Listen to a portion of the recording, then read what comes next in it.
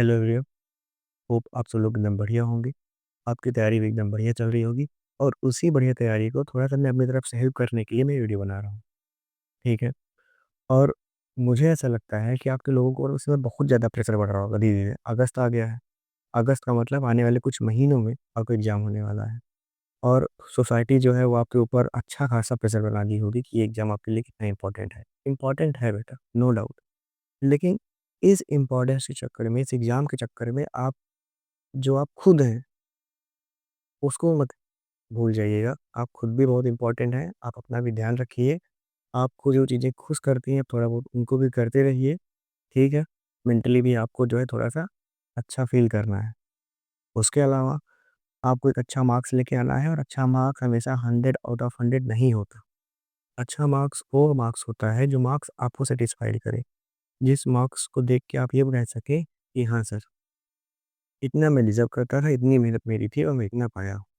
ठीक है, बाकी चाहत तो बहुत मार्क्स की होती है।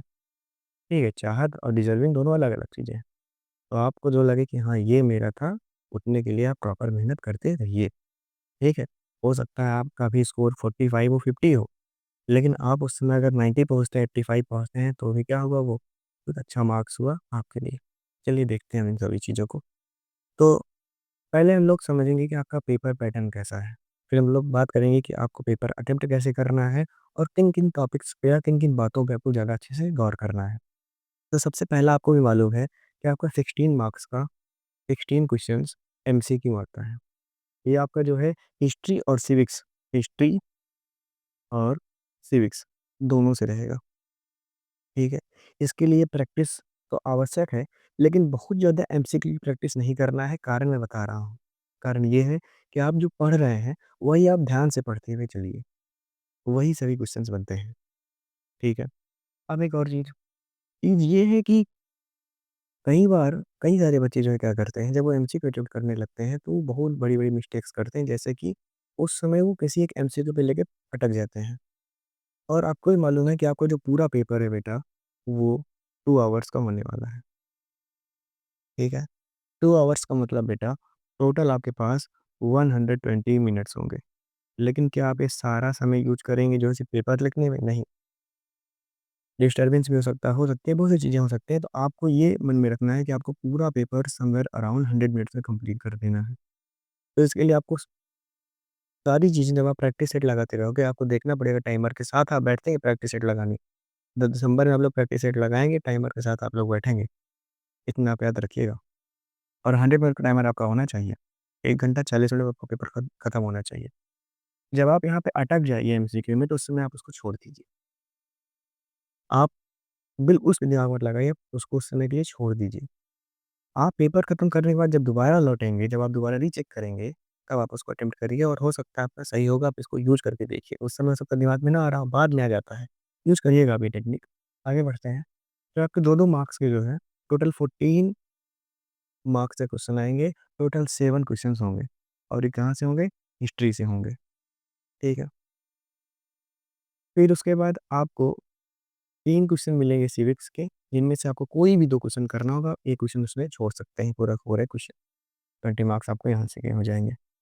फिर बढ़ते हैं, फिर आपको 5 क्वेश्चन्स मिलेंगे हिस्ट्री के, जिनमें से आपको सिर्फ़ कोई भी 3 क्वेश्चन करने हैं, यहाँ से आपका 30 मार्क्स हो जाता है और आपका टोटल जो मार्क्स बन जाता है, वो है 80। 20 मार्क्स आपको जो है, आपके फाइल आपके प्रैक्टिकल से मिलेगा, आपके वाइवा से मिलेगा। फिर बढ़ते हैं मेन फ़ोकस आपका किस पे होगा। आप अभी जब बुक रीड कर रहे होंगे, आप नोट्स बना रहे होंगे, उसमें बहुत सारे ऐसे टॉपिक्स मिलेंगे, जहाँ पर उन टॉपिक्स के अंदर जो है मल्टीपल पॉइंट्स होंगे। किसी में 8 पॉइंट्स होंगे, किसी में 7 पॉइंट्स होंगे, जैसे मिलिट्री कॉजेज़ है पहले चैप्टर में, इकोनॉमिक कॉजेज़ हैं। तो ये सब इसमें देखेंगे आप पॉइंट्स में हैं चीज़ें। तो आपको वही पॉइंट्स जो हैं, कम से कम 3 टू 4 पॉइंट्स आपको जो है अच्छे से समझना होगा और वही आपको जो है लिखना होगा। जहाँ पर पॉइंट्स हों, उन सभी टॉपिक्स को बहुत ध्यान से आप पढ़िए, जहाँ-जहाँ पॉइंट्स आ रहे हों। पॉइंट्स वाले क्वेश्चन्स पूछता है बेटा हिस्ट्री में, आप इस चीज़ को मेरे ऊपर अगर आपको ना उतना विश्वास आ रहा हो, आप पीवाईक्यू उठा के देख लीजिए। फिर डेट्स एंड इवेंट्स, आप इनको एक ऑर्डर में लेके चलेंगे। यानी कि आप शुरू करते हो आप शुरू कर रहे हो हिस्ट्री को, मान लीजिए आप शुरू कर रहे हो 1857 के आस-पास से आप चालू कर रहे हो, ठीक है? हालाँकि आपको इससे पहले चालू करना होगा। फिर 1857 में क्या हुआ? ठीक है, रिवॉल्ट। 1858 में क्या हुआ? ठीक है। फिर उसके साथ आप फिर 1866 में क्या हुआ? 1876 में क्या हुआ? 1883 में क्या हुआ? 1885 में क्या हुआ? 1878 मतलब एक प्रॉपर जो है आपको, अगर आपको इवेंट्स और क्रोनोलॉजी एक प्रॉपर रिदम में याद है, याद का मतलब आपने समझ लिया है, तो आपके लिए वरदान साबित होगा वो। इतना आप ध्यान रखिए, ठीक है?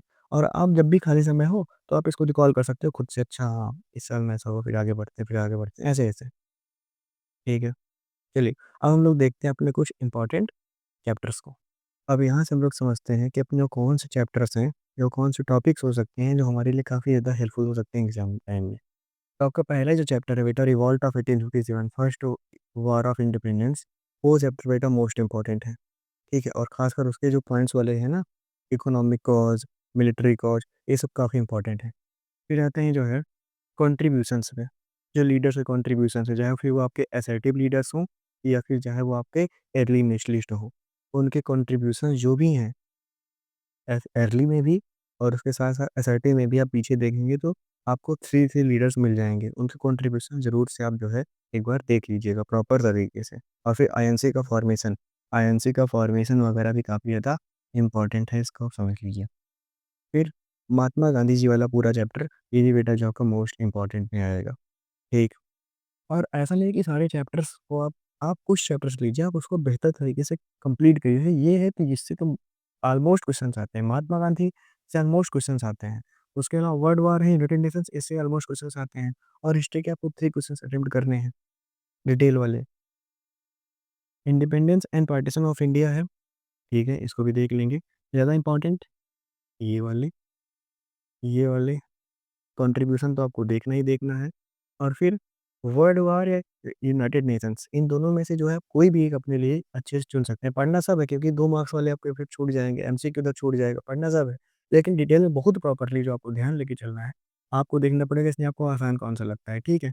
आपको वर्ल्ड वॉर को तीनों चैप्टर एक साथ, और यूनाइटेड नेशंस के 2 चैप्टर एक साथ। ज़्यादा यूनाइटेड नेशंस आपको ईज़ी पड़ेगा, इसको आप अपना most important, most prioritize chapter लेके चलिए। फिर आते हैं सिविक्स पोर्शन में। सिविक्स में आपके टोटल 5 चैप्टर हैं। स्पोर्ट्स से आपके टोटल 2 चैप्टर्स हैं, ठीक है? President and the vice president के आपके टोटल 1 चैप्टर्स में जो है ना, इनके जो पावर्स होती हैं, काफ़ी इंपॉर्टेंट है। उसको आप देख लीजिए। और यूनियन पार्लियामेंट जो आपका पहला ही चैप्टर है, आप उसको देख लीजिए। ये आपके मोस्ट इम्पोर्टेंट चैप्टर है, बाकी इसमें मुस्लिम लीग है, ठीक है? आईएनए है, और उसके अलावा यहाँ पर भी जो है अभी आपका बचता है prime minister, council of ministers, वो सब भी इम्पोर्टेंट है। लेकिन यहाँ पर ये जो चैप्टर्स लिखे हुए हैं, आपके मोस्ट इम्पोर्टेंट चैप्टर्स हैं, मोस्ट इम्पोर्टेंट चैप्टर्स। इससे क्वेश्चंस अगर आप कर लेते हो, तो बिल्कुल आपका जो है कहीं न कहीं 60 टू 70 मार्क्स आपका क्लियर हो चुका होगा। बाकी का जो आपका बच रहा होगा, वो फिर आपका एमसीक्यू वगैरह से हो जाएगा, ठीक है? अब आते हैं जो है आपके जो पेपर में मोस्टली अब जो क्वेश्चंस आ रहे हैं हिस्ट्री के पेपर में, हिस्ट्री के जो पेपर में जो मोस्टली क्वेश्चंस आ रहे हैं, वो है रिकॉल बेसिस पे, वही, क्योंकि हिस्ट्री का पेपर फैक्ट्स तो होंगे ही होंगे, और रिकॉल कैसे लेके चलना है हम लोग ऑलरेडी डिस्कस कर चुके हैं। और उसके अलावा जो है अंडरस्टैंडिंग बेसिस पे क्वेश्चन्स आते हैं, जनरल अंडरस्टैंडिंग होती है जो आपकी, उसी पे क्वेश्चंस पूछे जाते हैं। फिर एप्लीकेशन बेस्ड होते हैं, इसमें केस स्टडीज़ और सिनेरियो दिया जाता है कि आप एक ऐसे व्यक्ति हो, ऐसी आपके सामने एक समस्या है, तो आप अर्ली नेशनलिस्ट से बहुत ज़्यादा प्रभावित हो, तो आप क्या करोगे ऐसे में, ठीक है? फिर आता है आपका एनालिसिस बेसिस वाला क्वेश्चंस, यानी कि इसमें आपको अपनी रीज़निंग, अपनी खुद की अपनी एक बुद्धि लगानी पड़ती है कि इसको हम लोग कैसे सॉल्व कर सकते हैं, कैसे हम लोग उसको अटेम्प्ट कर सकते हैं। क्वेश्चन अटेम्प्ट करने से पहले पूरा पेपर एक बार अच्छे से पढ़ लीजिएगा, ठीक है? क्योंकि आपके पास ऑप्शंस बहुत सारे रहते हैं, इसीलिए आपको वो ज़्यादा एकदम घबराना नहीं है। प्रॉपर लीजिए, जो क्वेश्चंस आपको लगे कि हाँ, यही सबसे बेहतर हो सकता है, मैं बेहतर अटेम्प्ट कर सकता हूँ, वही आप एकदम अच्छे से अटेम्प्ट करिए। बस यही था इसमें। और उसके बाद हम लोग बात करेंगे ज्योग्राफी के बारे में। अभी इसमें हिस्ट्री के बारे में है, अगर आपका कोई भी डाउट हो इन सब से रिलेटेड, तो आप कमेंट मुझसे पूछ सकते हैं।